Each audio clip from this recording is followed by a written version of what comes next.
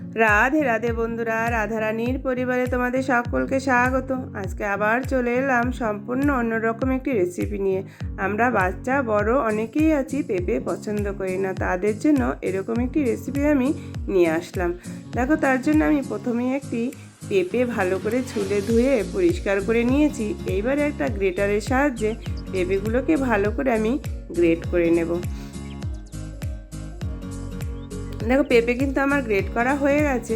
এখন আমি কড়া বসিয়ে দেব। কড়া বসিয়ে দিয়ে কড়াতে দিয়ে দিলাম সরষের তেল। তেলটা গরম হয়ে গেলে দিয়ে দেবো একটা তেজপাতা ফোড়ন আর একটা শুকনো লঙ্কা ফোড়ন, কিছুটা গরম মশলা ফোড়ন আর দেব গোটা জিরে ফোড়ন। ফোড়নটা ভাজা হয়ে গেলে দিয়ে দেবো ডুমো ডুমো করে কেটে রাখা একটা আলুটা দিয়ে একটু নেড়ে চেড়ে সামান্য লবণ আর হলুদ দিয়ে আমি আলুটাকে বেশ লাল লাল করে ভেজে নেব।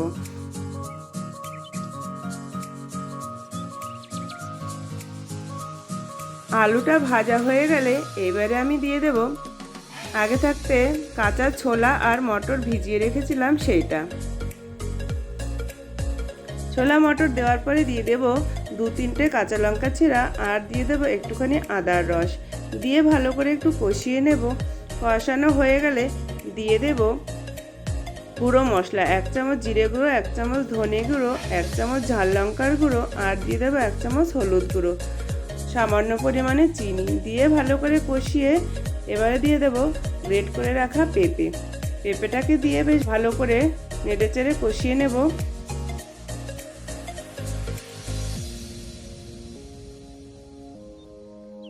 কষানো হয়ে গেলে দিয়ে দেব পরিমাণ মতো লবণ দিয়ে আবার একটু নেড়ে চেড়ে 5 মিনিটের জন্য আমি ঢেকে দেব। ঢাকা চাপা দিয়ে আমি এটা রান্না করব, তাহলে পেঁপেটা আলুটা সবই সিদ্ধ হয়ে যাবে। ফিরে এলাম 5 মিনিট বাদে। মাঝে আমি একবার ঢাকনা খুলে একটু নেড়ে দিয়েছিলাম। দেখো, পেঁপেটা কিন্তু বেশ ভালো সিদ্ধ হয়ে গেছে। এইবারে দিয়ে দিলাম একটা টমেটো কুচি দিয়ে নেড়ে চেড়ে একটু ভাজা ভাজা করে কষিয়ে নেব। তারপরে আমি আবার 2-3 মিনিটের জন্য ঢেকে দেব। ফিরে এলাম 3 মিনিট বাদে। পেঁপের ঘন্ট কিন্তু আমার এবার মোটামুটি হয়ে এসছে। এখন আমি দিয়ে দেব 1 চামচ নারকেল কোড়া দিয়ে আবার একটু নেড়েচেড়ে মিশিয়ে নেব।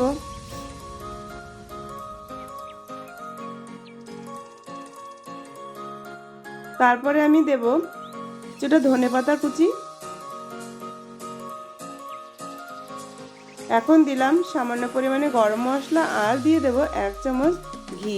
এবার সমস্ত উপকরণ ভালো করে আবার মিশিয়ে নেব। পেঁপের ঘন্ট কিন্তু আমার পুরোপুরি রেডি। এইভাবে তোমরা পেঁপের ঘন্ট তৈরি করে দেখো, কেউ কিন্তু বুঝতে পারবে না যে এটা পেঁপে না বাঁধাকপি না অন্য কোনো সবজি। তোমরা এইভাবে পেঁপের তরকারি বানিয়ে বাড়ির সবাইকে কিন্তু খাওয়াতে পারো, কেউ কিন্তু বুঝতেই পারবে না যে এটা পেঁপে নাকি। বাচ্চা বড় সবারই কিন্তু ভালো লাগবে।